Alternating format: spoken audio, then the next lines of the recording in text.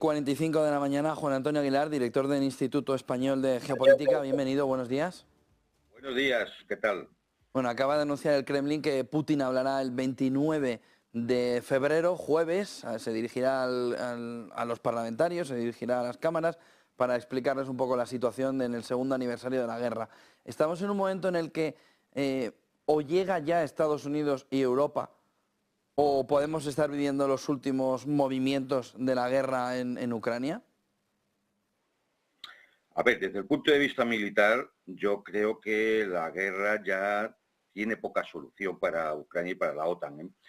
Es decir, la guerra puede durar todavía meses, incluso más de un año, porque Ucrania es muy grande, es mucho territorio, hay demasiados objetivos que cumplir, pero lo que hemos visto no solo con la caída de Avdiivka estos días, sino que hemos visto desde hace un año. Recordemos la batalla de Bakhmut, luego el fracaso absoluto, una derrota estratégica fundamental en la ofensiva ucraniana, después vino la derrota en Marinka y ahora la derrota en Avdiivka. Es decir, ahora mismo en un frente de 1.500 kilómetros hay 5 puntos de ruptura de ese frente y yo creo que no hay capacidad ya para poder revertir la situación. Podrán intentar ralentizarlo, podrán intentar de alguna forma buscar algún método para intentar llevar a una negociación lo mejor posible, pero es muy difícil ya. Y es muy difícil porque hay toda una serie de variables con las que hay que contar que ya son muy negativas para el régimen de Kiev. No solamente es decir, bueno, es que faltan las armas. No, faltan las armas y falta la gente que tiene que utilizar las armas. Falta la movilización, es un fracaso. Entre otras cosas porque no hay capacidad ya de movilizar tanta gente que permita tapar las bajas que han ocurrido en el último año y medio sin dañar gravemente a la economía y a la estructura del país. Financieramente, pues ya sabemos cómo está Ucrania. O sea, es que hasta para pagar las pensiones, la sanidad, la educación, todo tiene que venir de fuera, todo el capital. Es decir, se da toda una serie de situaciones que ya es muy difícil revertir. Ucrania es un Estado fallido. Ucrania depende no solo para el armamento, depende de fuera, ¿no? Depende del armamento, de la logística, del combustible, de las finanzas para poder pagar a los funcionarios, depende de todo, todo. Entonces, ya no se trata de simplemente decir, no, que me suelten 110.000 millones de dólares. No, vale, muy bien. Y aunque te lo suelten, aunque te envíen más armamento, si realmente, vamos a ver, no nos equivoquemos, Ucrania ha recibido en los últimos 2 años 244.000 millones de dólares en ayuda. No, vamos a ver, estoy completamente seguro que en los próximos 2 años no va a recibir otros 244.000 millones. Ya lo estamos viendo. Luego, entonces es muy difícil revertir esa situación. Ahora mismo, no solamente Avdiivka, como digo, donde se ha roto el frente y se avanza hacia las siguientes poblaciones, las Tochkino, por ejemplo, ¿no? Que ya se ha llegado a los barrios del sur. Es que está roto el frente en Marinka desde que perdieron la batalla y desde ahí se va por el norte, hacia Úgreda, que es otro centro estratégico. Perdieron en Bakhmut, Artyomovsk. Ahí se avanza ahora hacia Chasiv Yar, que es un centro logístico de primer orden. Están a 1,5 kilómetros. Y de Chasiv Yar es el camino hacia Kramatorsk, el último punto fortificado antes de que exista una inmensa estepa hasta el río Dnieper.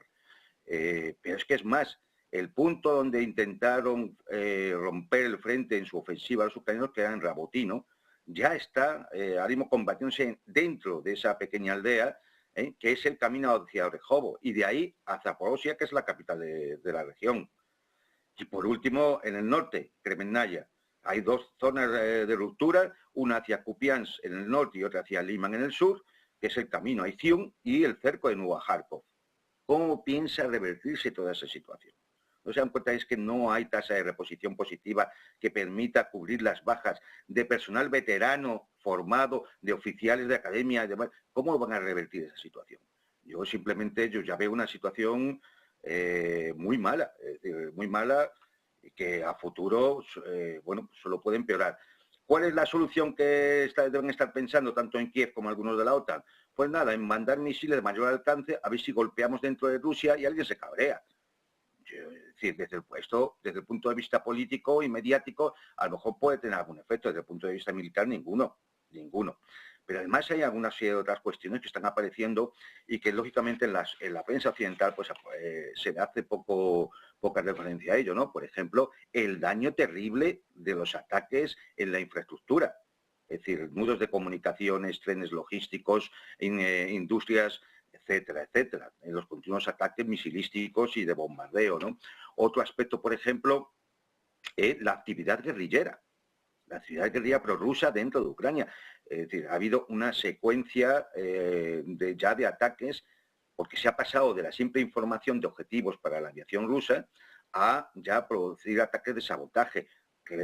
Hace 48 horas, una fábrica de drones, que fabricaba 5.000 drones al mes en el Lvov, ha salido ardiendo.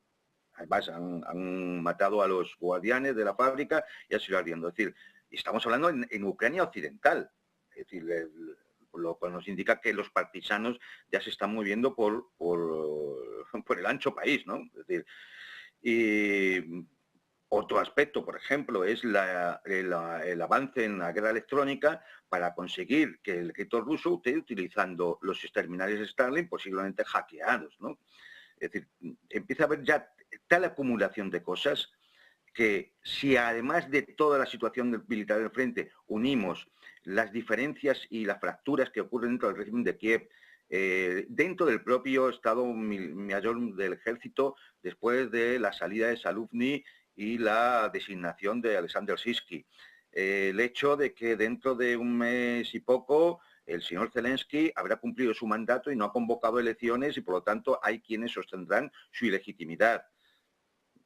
Es decir, ya la acumulación de Pero cosas... en este entorno, Juan Antonio, vimos en la conferencia de seguridad de Múnich de este fin de semana que también el problema en Europa empieza a ser importante, alrededor de varios aspectos. Por un lado, el mensaje de que mucha artillería ya no puede mandar a Ucrania en el sentido de que tampoco lo tiene ellos en almacenes, que no lo tenemos los europeos en almacenes. De tal manera que parece ser, además, un mensaje peligroso de cara a Rusia, ¿no? De cómo se están vaciando esos arsenales, ayudando a Ucrania y dejando a Europa sin capacidad o sin la percepción de que no tiene tanta capacidad como para volver a rellenarlos porque se ha destruido la industria de la defensa en Europa en las últimas décadas. De la manera que cuando ahora recurres a ellos tampoco puedes, no tienes empresas que te puedan suministrar de una manera rápida, veloz a toda Europa lo que se ha entregado. Se está poniendo Europa en una posición complicada, sobre todo ante la opinión pública y sobre todo ante lo que Europa está diciendo, ¿no? Que Putin antes o después quiere atacar a OTAN, quiere atacar un país OTAN, quiere atacar un entorno europeo otra vez. ¿Está preparada Europa para poder recibir eso? Y sobre todo, ¿cómo se está preparando? ¿Cuál es el plan? Yo creo que no hay plan. Si aquí lo lamentable, si uno mira bien, analiza, y además, mira, hay un ejercicio que se puede hacer, que es comparar lo que eran las intervenciones en la Conferencia de Seguridad de Múnich de este año con respecto a hace 8, 10, 12, 14 años, se da cuenta que las élites europeas están absolutamente desquiciadas. Absolutamente desquiciadas. Y además empiezan a tener miedo. Se demuestra que empiezan a tener miedo. Cuando ellos hablan del ataque de Rusia, Rusia no va a atacar a nadie, no tiene ninguna lógica. Un país que se va a enfrentar con una alianza que le supera en 20 veces el presupuesto de defensa, no tiene mucho sentido. Claro, lo que pasa es que lo que no admite una élite supremacista que piensa que ellos son el jardín y tienen la verdad y lo demás son la selva y una panda de salvajes y delincuentes, pues claro, entonces es decir, se alarma, ¿no? Y entonces empiezan a soltar unos discursos absolutamente delirantes. Vamos a ver, es que los estados mayores de los ejércitos de la OTAN no sabían hace 2 años cuál era la situación de la logística militar y de los almacenes militares y de la producción militar para una guerra convencional, industrial y de desgaste. ¿No lo sabían? No, claro que lo saben. Nos están tomando el pelo. Nos están tomando el pelo, nos están mintiendo y además, no solo eso, sino que han entrado en una fase de delirio. Es decir, ni Rusia les va a atacar, lo que puede haber son provocaciones. Claro, si uno escucha a los daneses o escucha a los bálticos, pues no me extraña que Rusia ataque, es que al final, claro que al final acabará atacando, pero atacando en defensa propia. Aquí, vamos a ver, los hechos son los hechos y los datos matan al relato. Es decir, ¿quién está avanzando hacia las fronteras de Rusia? ¿Quién hace maniobras masivas en las fronteras de Rusia? ¿Quién aumenta los presupuestos de defensa? Es que es evidente. ¿El peligro es Rusia? No, hombre, no, el peligro es aquí, que se han vuelto locos. Ese es el peligro. Entonces, como les han fallado todos sus objetivos estratégicos, como ellos pensaban que una vez que se pusieran las sanciones, les robaran el dinero de los activos en Occidente, una vez que mediáticamente se hiciera una campaña terrible a nivel mundial, todo el mundo se iba a poner en contra de Rusia, el régimen iba a caer, no iba a poder sostenerse, en el frente era un desastre, el ejército ruso no sabía, no tenía armamento, utilizaba los chips de las lavadoras. Es que durante 2 años nos han estado contando una monsarga, una patraña, que ahora se queda en evidencia. Y yo lo he comentado aquí una vez, los primeros que han empezado a ver la realidad ha sido la prensa norteamericana. Aquí nos siguen contando milongas, pero en la prensa norteamericana ya hace tiempo que se ve claramente cuál es la realidad. El artículo, sobre todo de Washington Post. Entonces, es decir, ahora nos encontramos con esta situación. Claro que no hay capacidad. No hay capacidad porque no tienes industria de defensa, porque toda la industria de defensa aquí, durante años, sobre todo para el final de la Guerra Fría, se fue enfocada para pequeñas intervenciones de proyección de fuerza en algún punto donde pudiera ser necesario. Pues yo que sé, en algún país del Oriente Medio, de África o de Asia. Y claro, para eso no te hace falta una gran industria de defensa ni dedicar el 2, el 3 o el 4% del PIB en armamento con la cantidad de necesidades sociales que se necesitan. ¿Qué va a pasar ahora? Pues que si quieren volver a producir masivamente, como si fuéramos todos a la guerra, digo todos porque ellos no van a ir, vamos a ir los demás, tus hijos y tus nietos y nosotros. Entonces, es decir, como ellos ahora, ¿qué tienen que hacer? Pues empezar a invertir masivamente en eso, ¿a costa de qué? Pues a costa de los gastos sociales, de los gastos de inversión, de la industria y de la economía real. Con lo cual nos llevarán al empobrecimiento y, por supuesto, al peligro de la guerra. Es decir, es que es un desastre. Entonces, pero bueno, ya digo, yo sinceramente, si uno ve las declaraciones delirantes que se han hecho en esa conferencia de seguridad, que por otro lado no es nada más que un foro, conviene escucharle por si se les escapa algo interesante, pero no es más que un foro donde van ellos a contarse y a comer gambas y a darse abrazos unos a otros, ¿no? Esta es la realidad. Ahí no hay ninguna decisión vinculante, ni hay ninguna posibilidad de tomar medidas de ningún tipo, ¿no? Es decir, lo mismo pueden hacer si se juntan mañana en Ramstein o se juntan en Bruselas para cualquier otra cosa. Juan Entonces, Antonio, bueno, pues... un último punto, Juan Antonio. Oriente Medio, que nos lo dejábamos y no solo y nos quedamos en la guerra de Ucrania. Oriente Medio, hay dos aspectos fundamentales, no sé cómo los ves tú. Uno de ellos está alrededor del parece el cambio de postura de Estados Unidos, diciendo que lleva su propia resolución al Consejo de Seguridad, que pide el alto el fuego y la no entrada en Rafah, pero la otra visión todavía más profunda, más a largo plazo, viene por las palabras de Netanyahu, alrededor de la negación de la opción de los dos estados, de que se cree un Estado palestino. ¿Estamos en el punto de no retorno en el que si Estados Unidos apoyara ese posicionamiento, que no es el que ha estado apoyando Estados Unidos tampoco en las últimas décadas, la ONU perdería todo el sentido que tiene, si es que le queda algo de sentido ahora mismo? Claro, vamos a ver, mira, a Estados Unidos yo creo que simplemente lo que está haciendo la administración Biden es intentar minimizar daños. Saben perfectamente el daño terrible a la imagen y a la propia administración Biden que está haciendo el tema este. O sea, lo que está ocurriendo en Gaza es insoportable. O sea, para decir, cualquier persona en el mundo, cualquier institución, cualquier grupo, asociación, es decir, no tiene justificación alguna. Entonces, y esto la administración norteamericana lo sabe, en un año electoral, intenta minimizar daños. Intenta decir, bueno, va a ver si detenemos un poco a Netanyahu, le amenazamos de alguna forma, pero no es más que marketing. ¿Y por qué? Por una razón muy sencilla. Primero, porque efectivamente Netanyahu y los últimos gobiernos israelíes nunca han sido partidarios de los dos estados. Y la prueba es que llevamos así desde el 67, o al menos desde los acuerdos de Oslo, incumplidos por Israel permanentemente, ¿vale? Pero es que además Estados Unidos tiene la llave. Estados Unidos y la Unión Europea, que no nos mientan.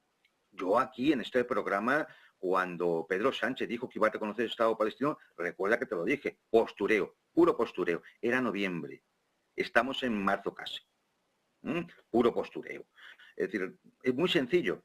Estados Unidos tiene la llave. Basta con que deje de enviar armamento y financiación a Israel para que tengan un problema. Alguno dice, no, a Israel no le hace falta nada más ya que las armas ligeras. Hombre, pero vamos a ver. ¿De qué estamos hablando? Israel está en 7 frentes ahora mismo. Para Gaza, para los pobres gente de Gaza, efectivamente, solo hacen falta armas ligeras. Pero tiene un frente norte en Líbano, tiene un frente en los altos del Golán, tiene un frente con las milicias iraquíes que se van acercando a la zona, tiene un frente en el Mar Rojo con los yemeníes, y todo eso al final confluye